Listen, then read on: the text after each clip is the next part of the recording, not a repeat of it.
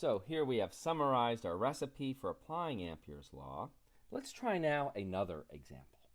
Let's look at the example of a current sheet.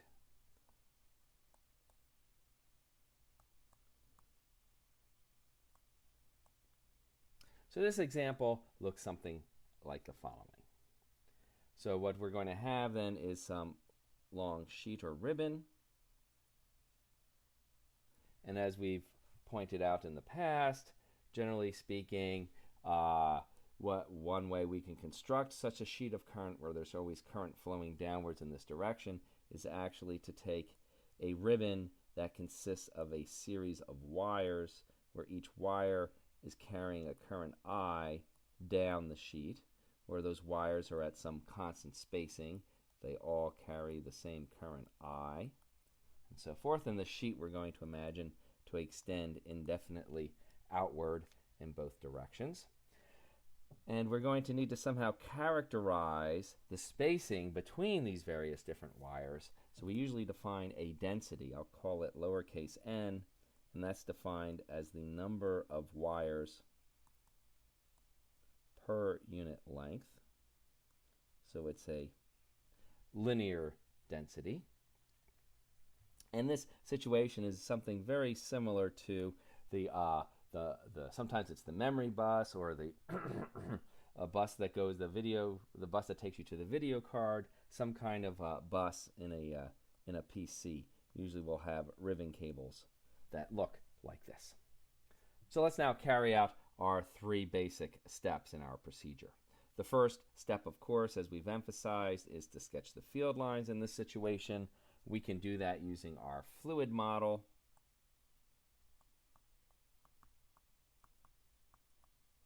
And if we take a head-on view instead of the 3D view,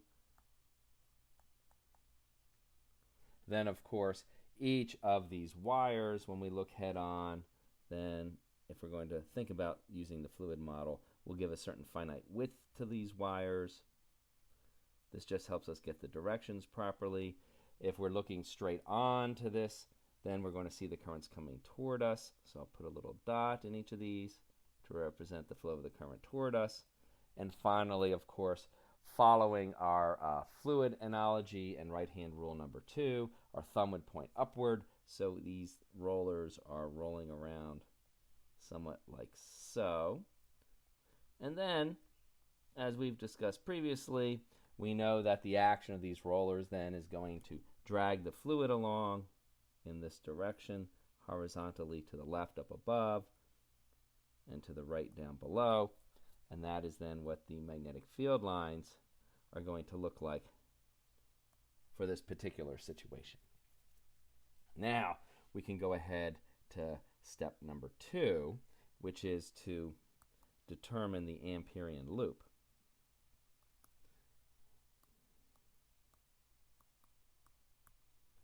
So once again, we're going to, I'll give you a diagram now. I have my series of wires like so that make up my ribbon in my head-on view.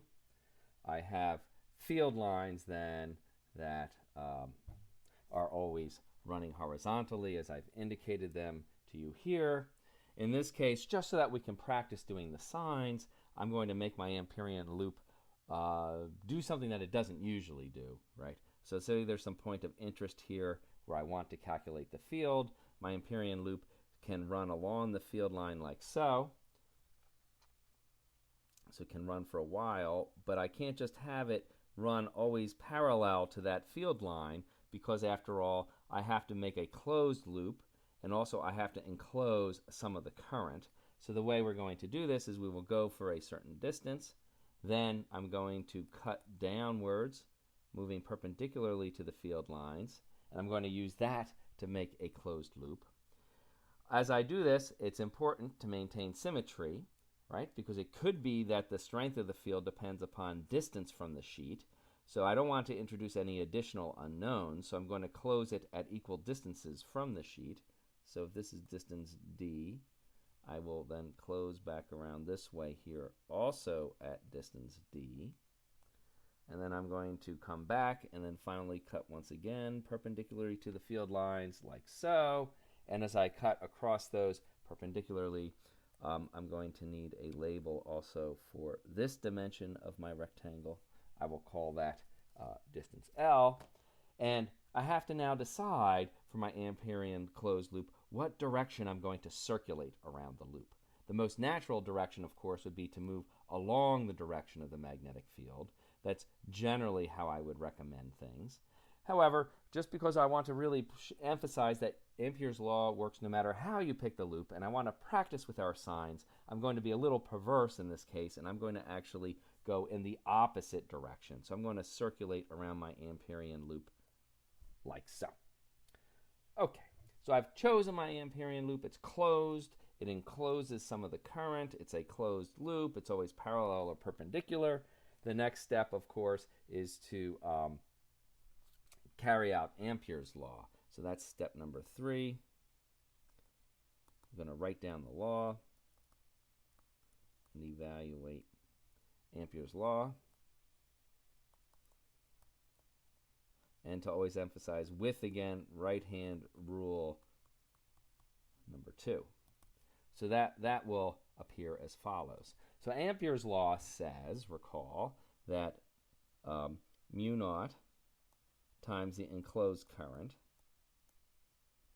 Now there is plus the displacement current term, but we are going to ignore it. This is going to be a steady state situation where this current has been flowing for a while. There's no charges building up anywhere. There's no changes in the electric field. And generally that displacement current term is very small. So this then will just have to equal then the integral, the directed line integral of B dot dl. Now, we come to evaluate how much current is going to be enclosed in this case.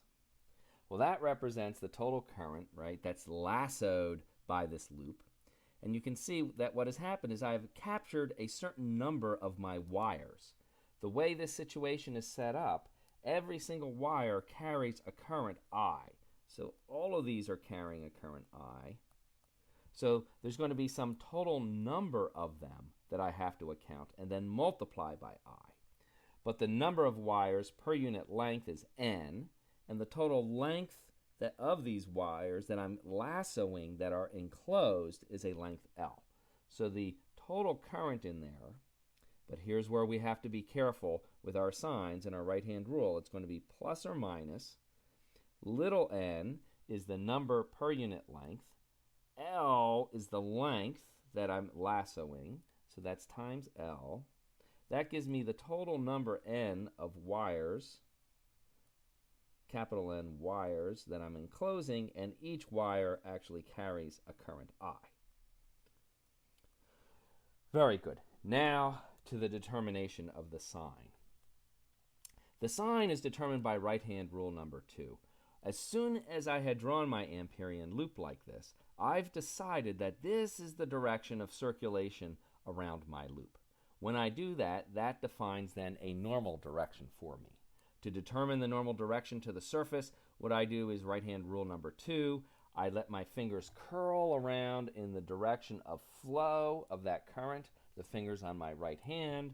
When you do that, you will see that your thumb is pointing downward, so that tells me that n hat is downward, or if you want, I can draw it using my typical symbol into the page. Now, that is the positive sense of direction for my area.